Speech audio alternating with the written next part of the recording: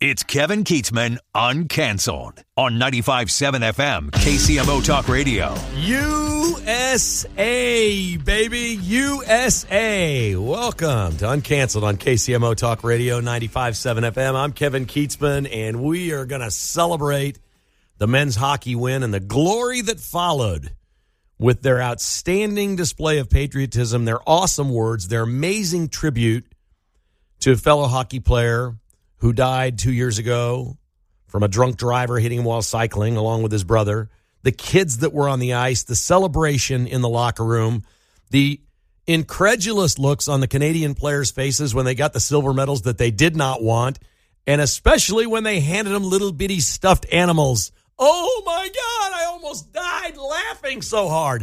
They wanted to just shred those stuffed animals when they gave them to them. That's the dumb part of the Olympics. That's the socialist leftist part of the Olympics. Everybody gets a teddy bear. You didn't win, but here's your teddy bear. Oh, my God, did McKinnon want to die? And then after the game, he says, you tell me who was better today. I'll tell you who was better. United States of America had 2 goals. You had 1. That's twice as good in my book. The United States was the better team because their goalkeeper was unbelievable. Connor Hellebuck, amazing. Donald Trump's phone call to the locker room, amazing. He's invited the entire team to the State of the Union address tomorrow night, amazing. He's sending military jets for them, and they're going to need a bunch of them, folks, because 16 NHL teams play on Wednesday.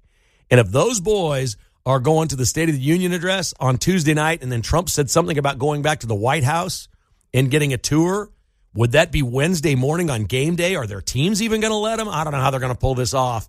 Trump has offered the full might and force of the military and all the planes that we have to fly these players wherever they need to go to play their games. It is an amazing day. And the complete and total affirmation of how amazing it was is the reaction by people in our country on the left.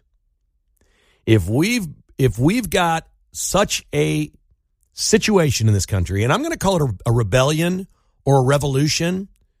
You know, they're basically militarizing children on us now.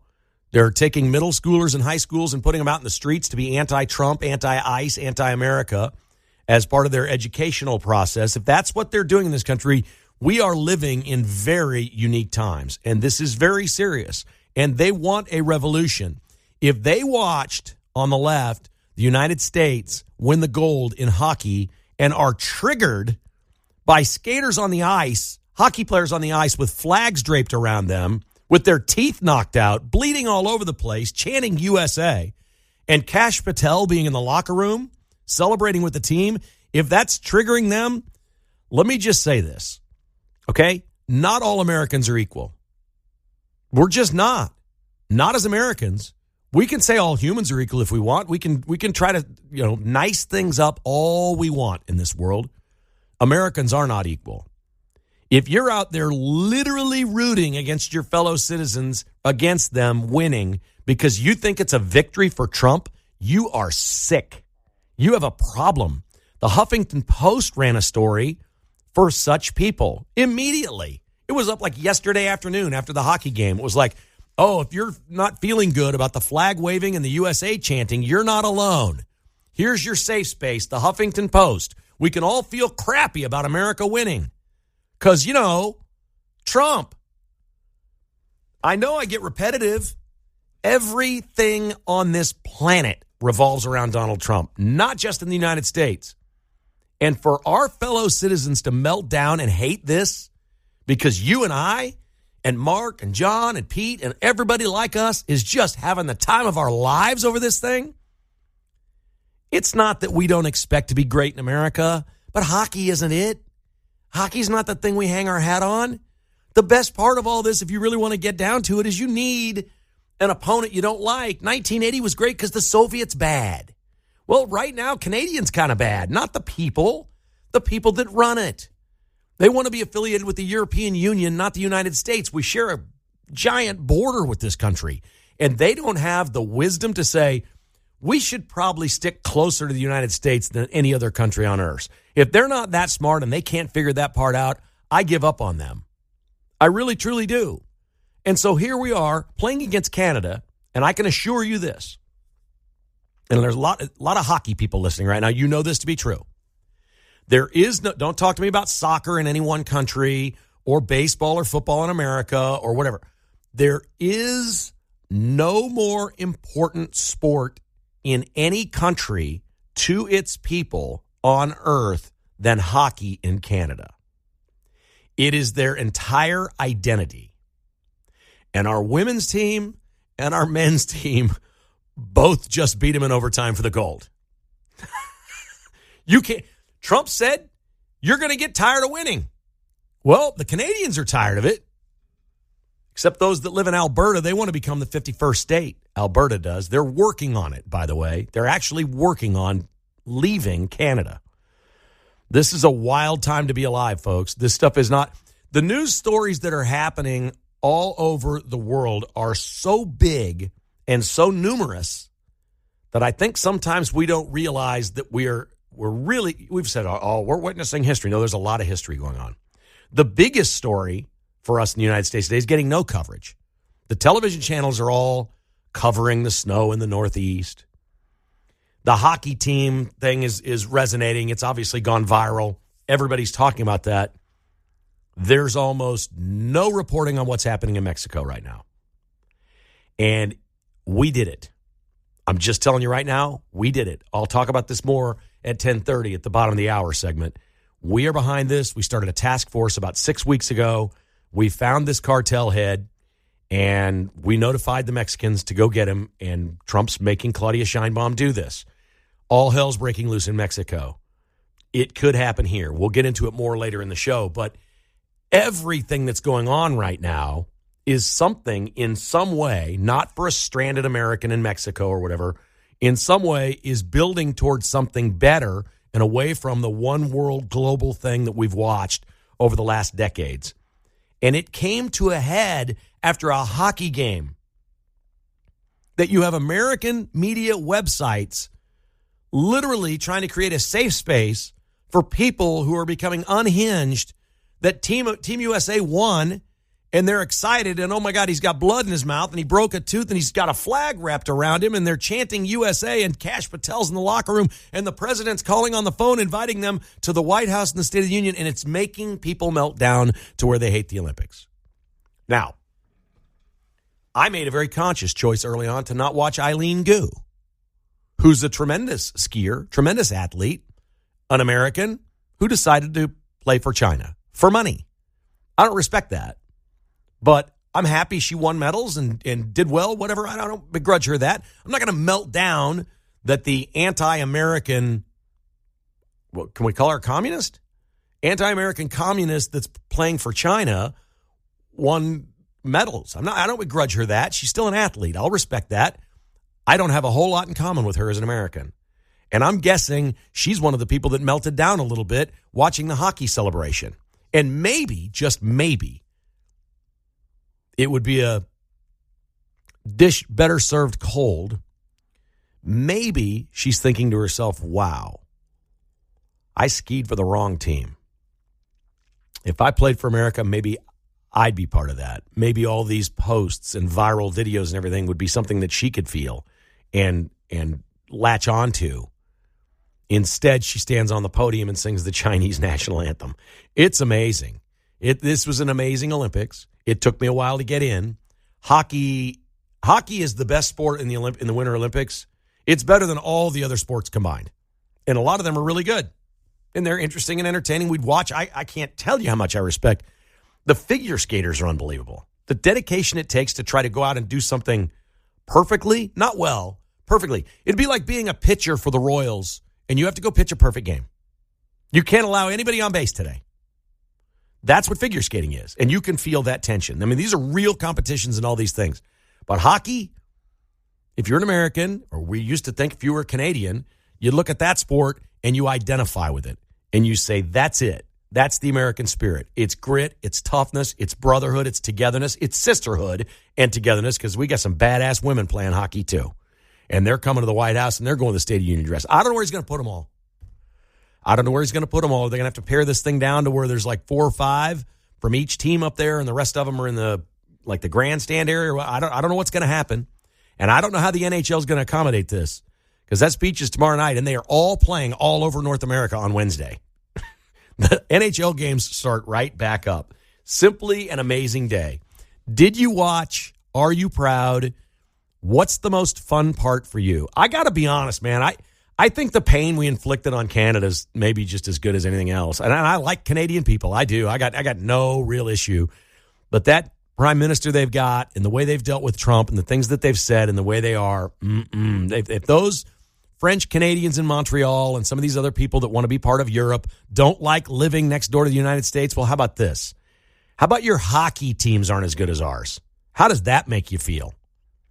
Forget whether we're a bigger, better country. You already knew that. We're better at hockey than you. Let that sink in. 913-408-7957. Come on, give me a call. Let me know what you think. Next on Uncanceled. Hey, welcome back to Uncanceled. We're going to need some Freebird today, Mark, at some point. We're going to need Freebird, little Toby Keith. Yes, sir. It was all about Team USA on Sunday, and so much news going on. I mean, we literally had somebody try to, well, they did break into Mar-a-Lago with a gun and a can of gas. Trump wasn't there. We got unrest in Mexico. We'll deal with that coming up in just a few minutes. We've got some thoughts on that. Right now, it's your phone calls. If you'd like to join us, any topic on your mind, 913-408-7957. And we start today with Brian on KCMO. Hi, Brian. Good morning. Good morning. How are you? Fine, thank you. Hey, first off, I want to tell you, I'm a former veteran, so the way I kind of equate this is I've gone and I've spoke. I'm talking about being in the military and then probably the hockey team winning the gold. And you did, I will say this, you hit the nail on the head with the hammer when you said absolutely, because my girl was asking me, she's like, Brian, this is more popular than like soccer and like Argentina or Spain or Brazil. And I was like, you don't have a clue. These kids are probably born with hockey sticks in their cribs and everything else. So you are absolutely right when it comes to that. But what I will say is the proudness I get, like when I go and I speak at my daughter's middle school or anything like that, it's just overwhelming. And I can only imagine what Team USA is feeling after a win like that over a team like that, where that's like secondhand to them. Hockey and that is secondhand to them. So I just wanted to say, I love it. I appreciate it. And it's the same thing like when I go somewhere and they recognize all the veterans in the stands or wherever I go at high schools or whatever. It's just, it's a neat feeling, and that's all I wanted to say. Did you hear the comments from Quinn Hughes, not Jack? Jack Hughes delivered the golden goal. He had the game winner. His brother Quinn is on the team, and after the game in the locker room, he thanked the troops for allowing them to have the opportunity to play hockey for America. And Pete Hegseth reposted this late yesterday or last night, and Pete Hegseth, the Secretary of War, on Twitter said, quote, "This means more than most folks realize," and thanked Quinn Hughes for saying that right there on live television. It was pretty cool. Yeah, I did hear that. And I'll leave with this one question. So I have a gentleman where I work. It's no big deal, but he's all worried about, like, us being near, like, the Middle East with our ships and everything that are deployed over there towards Iran. My question to you is, and he said, well, I sure would hate for it to go back like what it was during the World War II. Well, the problem with World War II and this is there was people that actually you couldn't get them in line fast enough to want to serve their country. Nowadays, I want to know what your opinion is on the younger generation that don't even want to go get a job and work a 9 to 5, let alone stand up for the country. I enjoy your show, and I'll listen to your comment. Thank you, Brian. I appreciate your service, man. Thank you very much. It was a great phone call. Military recruiting is through the roof in the first year of Trump 2.0. I don't have the numbers in front of me, but Hegseth's posted on this. A simple search anywhere, you can see what the numbers are. Young men and women are stepping up and want to be part of this. And this doesn't not feel like the 80s, okay? Now, that was 1980 is when Reagan won and came into office after that. And everything turned around after Jimmy Carter. Jimmy Carter and Joe Biden had a lot in common. Everybody in the country basically was looking at somebody in the White House they thought was incompetent. Nobody thinks Trump is incompetent. The people that hate him because he does stuff. They don't think he's incompetent. I mean, they may say things publicly like he's a fool or old and senile. It's hogwash. What they don't like is his actions in that he's getting things done. That's the reason they hate Trump. They also hate the flair and the style, and they know it's working with young people. It's working with Hispanics. It's working with black voters. They know that he has an appeal. These people, the rest of their lives, will remember that they voted for a Republican and it went well. And that matters. I've said it before. The reason I vote the way I vote is because of Ronald Reagan. I was 15 years old or 14 years old. Well, not even that. When Jimmy Carter was elected, I was maybe 11. And I saw what happened over the next few years. In my very first car I got when I was 15, I saved up my own money. And I'll never forget it to this day. We had 2-hour gas lines on Johnson Drive at Vickers. Gas was $1.35 a gallon. That sounds pretty good today. But in today's dollars, you wouldn't even believe what that is. It was outrageously expensive. Like there's places in the country right now where you can get it for $1.99. And that's been how many years ago? 40 years ago. So that happened. We weren't respected. We had hostages taken in Iran. They went over and they stayed there forever and ever and ever. They were released the day Reagan put his hand on the Bible. And everybody's like, oh, okay, the world pays attention to our president now. You don't even have to speak this. You don't have to be into politics. If you're an American with a heartbeat and a brain that still functions, you're seeing that the world is on notice because of Donald Trump. And if you love your country, you know inherently that this is good for your country. And it's good for where we're going. And I'm not worried about all these Shawnee Mission East little ninth grade liberal kids that don't even know their head from their tails at this point, stepping up to a microphone and saying the things they're saying at their ICE protests.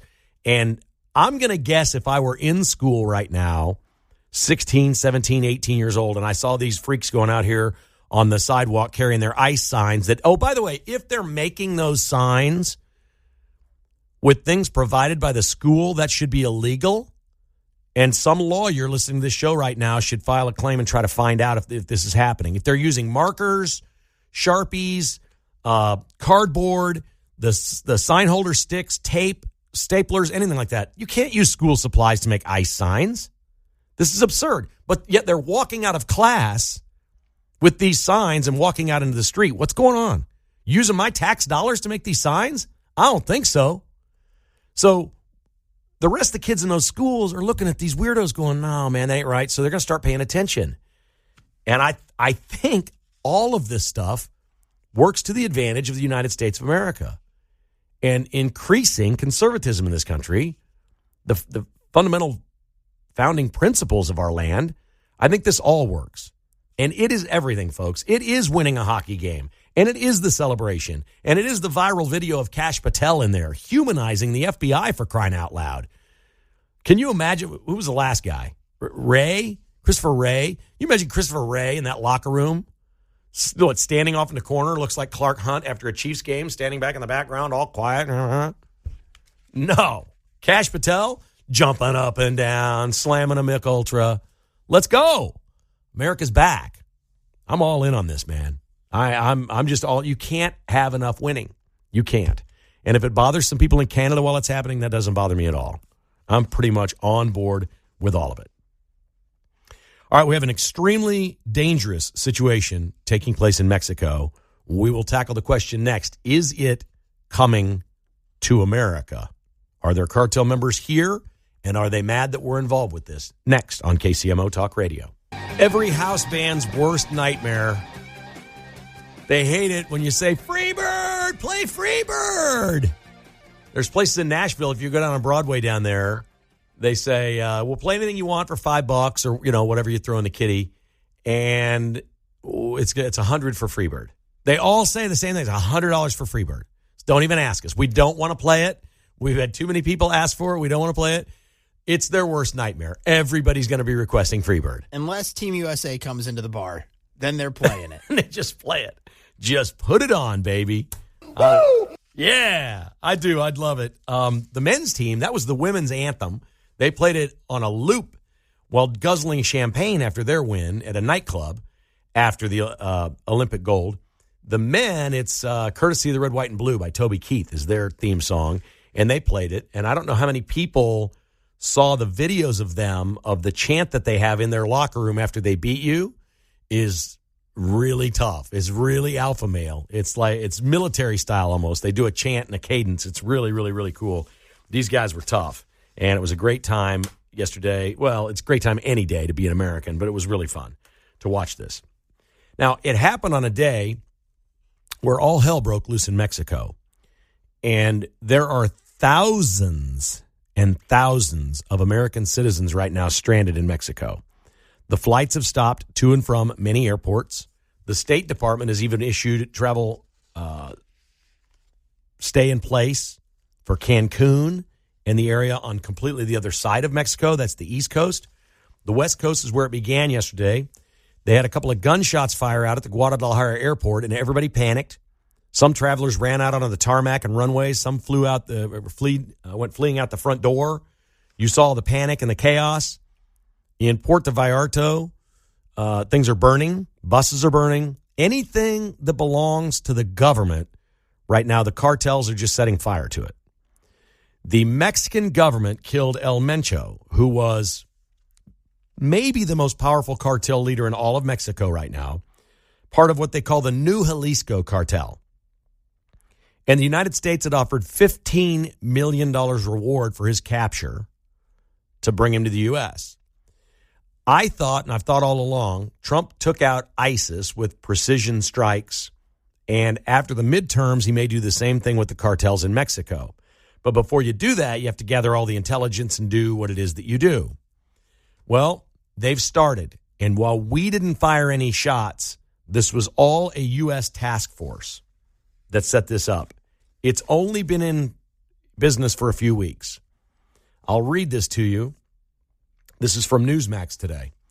A brand new U.S. military-led task force specializing in intelligence collection on drug cartels played the key role in the Mexican raid on Sunday that killed Mexican drug lord known as El Mencho, a U.S. defense official told Reuters. The Joint Interagency Task Force Counter Cartel involves multiple U.S. government agencies, was formally launched last month with the goal of mapping out networks of drug cartel members on both sides of the U.S.-Mexico border, according to an American official that did not want to be identified.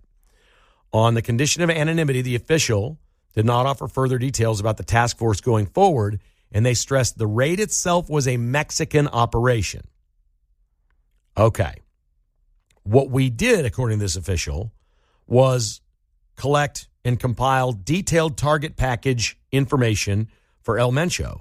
We provided it to the Mexican government for its operation. They took care of the rest. They extracted him. The idea was get him out of there, turn him over to the United States. This was no different than Maduro. We were going to get El Mencho. They were going to get him and turn him over to Trump. And we were going to bring him to the United States. And theoretically, the $15 million, I don't know if that goes to the Mexican government or how that works. Claudia Sheinbaum is the president of Mexico, and she has been unwilling to deal, as most Mexican presidents are, unwilling to deal with the cartels. Because when you deal with the cartels in a difficult way, you usually wind up dead.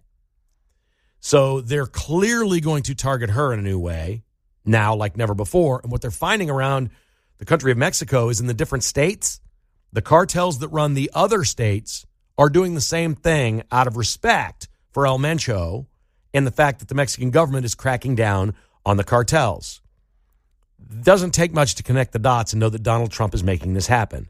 Claudia Sheinbaum didn't wait. She's a wild socialist, maybe communist socialist. She's basically Bernie Sanders. Really not interested in any conflict with the cartels. Doesn't really care. Remember we say about their party a lot, they don't hate you enough. Like, yeah, the cartels kill some people, but they're killing other bad people. So we'll let them kill other bad people. And sometimes some innocent people get caught in the middle, but whatever. They've let this thing go forever. Trump has clearly said it will not go on anymore. We're stopping it before my presidency. And we've got this task force, this intelligence group that's providing all the information to Mexico. We have not fired a shot. We didn't do any of that, but they would never have gotten him yesterday without us. It is clearly more important to Trump than it is Sheinbaum. But not unlike Venezuela, where my mom asked me yesterday, I took her to dinner, and she said, well, we sure haven't heard anything about Venezuela since that thing happened. I said, well, why would we? She goes, well, what's going on there? I said, well, Marco Rubio's running it. I mean, for lack of a better way to simplify what's going on in Venezuela, the U.S. government is telling the people left over from Maduro what to do, and if they don't do it, they know they're next. We'll bring them here and put them in jail. So it works. Peace through strength works. We've got to stop the cartels in Mexico. They're the conduit between the United States and China. They've executed all these things. Bill Malugin from Fox News posted a picture earlier today or late last night from when he was working on the border a couple of years ago and Biden was letting everybody in all the time. And it's this pile of rubbish in kind of some bushes in the desert. And there's probably 1,000 wristbands on the ground. And they're 4 or 5 different colors. And then it has different words on them. And each one of these wristbands is like, okay, you're in America now. We're stripping you down. You're getting rid of this. We're cutting your wristband off. You're on your own. Just go into the country and do what you do.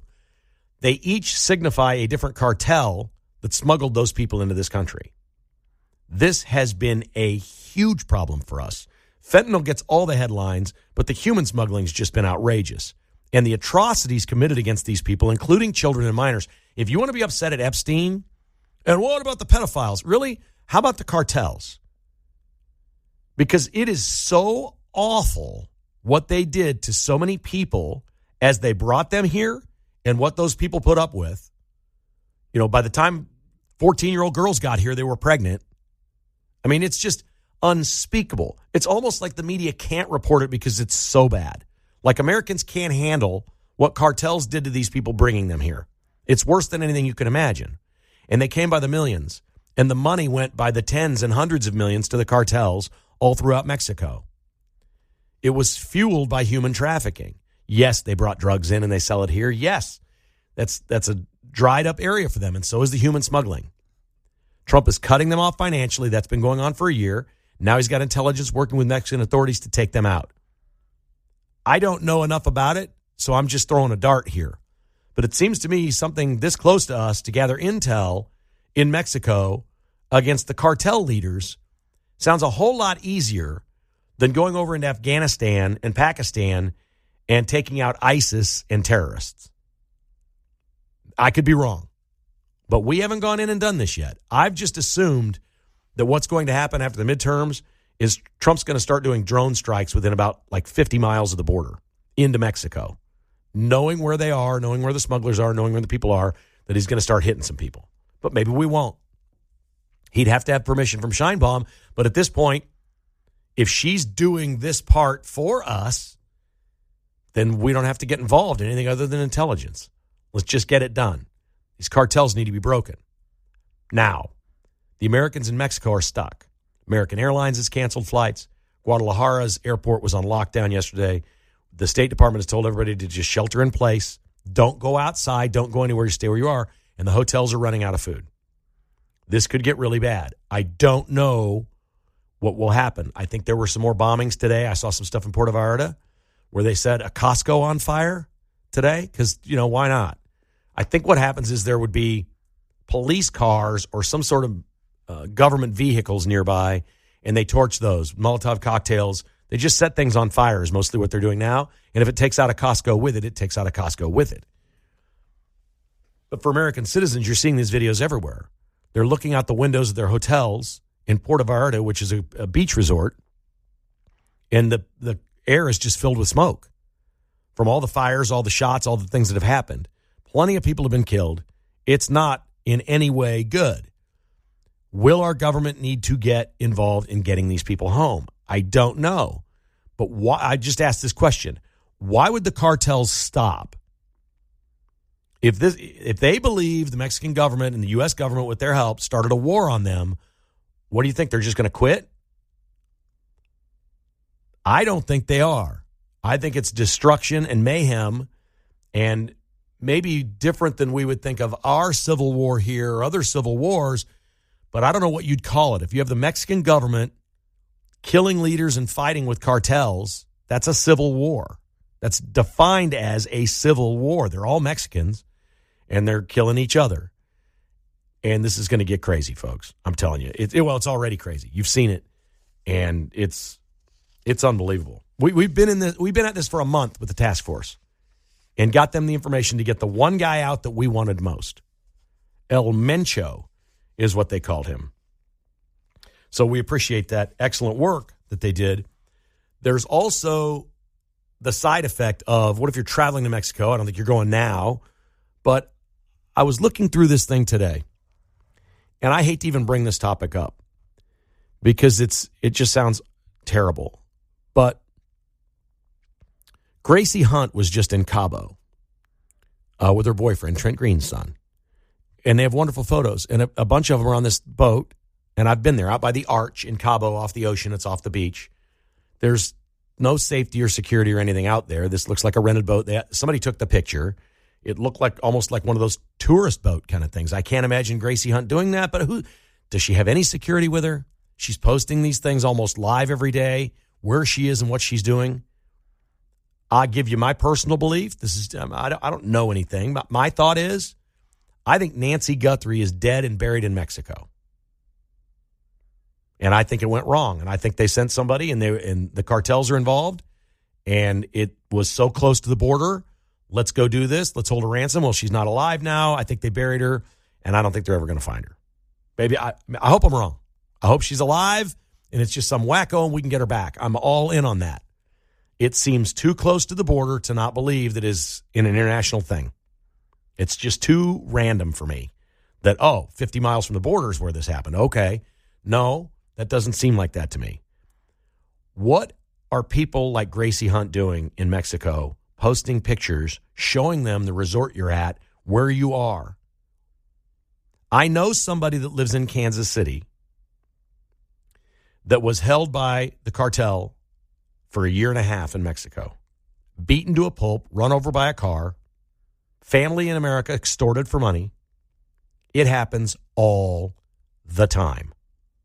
They don't care. They use human beings to make money. Can you imagine a softer target than Gracie Hunt flying around in her bikini taking Cabo pictures with her boyfriend? Stay out. And if you go, don't post it. I hope. Look, I know Mahomes and some of these other people have some security with them. I do not think most Americans understand how dangerous Mexico is, how ruthless the cartels are, and how much desire they have to do something really big and get headlines. And I would warn all these social media people, all the celebrities, Jennifer Aniston too, they all go off to Cabo and they take these pictures. I don't think there's a travel warning yet for Cabo. Maybe it's okay, maybe it's not. But man, I'm telling you, I've been there multiple times, and where they were at by that arch, that would be the easiest kidnapping in the history of the world. Easiest thing you've ever seen. They could have come up in a little 2-seat canoe and taken her. Americans need to be smart. We need to think about this stuff. All right, we come back. We'll have a little more fun. Mark Van Sickle will join us. We've got a big game at Allen Fieldhouse tonight. We'll get into that. And Buffalo Wild Wings won a lawsuit defending their wings. Next on KCMO. Courtesy of the red, white, and blue. Oh, yeah. Good stuff. Mark Van Sickle in charge today. Yeah. How you feeling, buddy? Good, man. That was a fun day yesterday. Did you share your personal story earlier today with Pete? I didn't hear. I know you shared it with me. Yeah. We were driving to church. You know, I thought I had it all planned out. We were going to watch the game and watch the USA win in regulation. Then it went to overtime. I'm like, we got to go. Yeah. So we're driving to church. We're about 2 minutes away from the parking lot. Game-winning goal. Everybody goes crazy. I love it. That was just such a fun time. Such a great, great deal. What an unbelievable day. We will never forget. How about this story? Do you like Buffalo Wild Wings wings? I haven't had them in a while, but I liked them back in the day, yeah. Good on. A man in Chicago in the state of Illinois filed a lawsuit saying that Buffalo Wild Wings misleads customers into thinking that they have deboned chicken wing meat in their boneless wings rather than fried chicken breast meat. Specifically, the name and description of the products leads reasonable consumers to believe the products are actually chicken wings, the complainant had. The judge has ended this lawsuit in favor of Buffalo Wild Wings. And Buffalo Wild Wings has responded by saying, quote, "It's true. Our boneless wings are all white meat chicken. Our hamburgers contain no ham. Our buffalo wings are 0% buffalo." Love it. It's a great statement. So I always thought wings were white meat, but I guess the bony part is dark meat. Is that right? Mm-hmm. On the wing? Mm-hmm. So he wants a dark meat wing and not a boneless white meat wing. Which you can order that. You can order whatever you want. Of course. Get the bone-in ones. If you want the real wings, get the bone-in ones. That seems like a pretty easy thing to do. You like this? This is your tax dollars at work, Mark. The University of Maryland is doing a study in their biology and genetics department. They're making smart underwear. All right. You want to guess? So they can tell you when you're about to need to go to the bathroom? Go, yeah. You're close. It monitors flatulence. They said, think of this as a glucose monitor for intestinal gas. Now, when I say we're overtaxed and money gets spent at a ridiculous level, this is it. I mean, come on. Does the University of Maryland really need to do this study and make smart underwear to track flatulence in humans as a real study? Disgusting. And did you see the post that Darren Peterson's dad put up on social media? I missed that one. Oh, it's a shot of Darren Peterson at KU, his back to the camera. It says, it's not how you started, it's how you finish. There we go. That's it. I don't think he's divorcing KU or whatever Dickie V said this weekend. Right? So I got a bunch of emails after the loss on Saturday of people saying they're better without Darren Peterson. Buy or sell, Mark Van Sickle? Sell. So I'm with you. There's enough games left, if he's healthy and he plays the full games, that they'll be up to speed by the tournament and ready to go. I don't know what to make of tonight. I feel like the bounce back is inevitable. They couldn't have been worse on Saturday, and Houston's really good, but they have trouble scoring sometimes. Is Kansas going to win this game? I think so. They're not going to be as bad from three-point range, and they'll defend better, I think. I feel like they're going to win it, but my thing is I just can't imagine them losing twice in a row at home. Yeah. I just can't even imagine. Houston's really, really, really good. But it looked like that loss Saturday takes KU out of the chance to win the Big 12. They can always win the tournament in Kansas City coming up in a couple weeks, which, by the way, we're going to be out and about. We're going to do the show on remote and invite people out to come watch the basketball games with us coming up in March. I can't wait for that. It's going to be a blast. Vince Show's coming up next. Thanks for listening to Uncanceled on KCMO Talk Radio.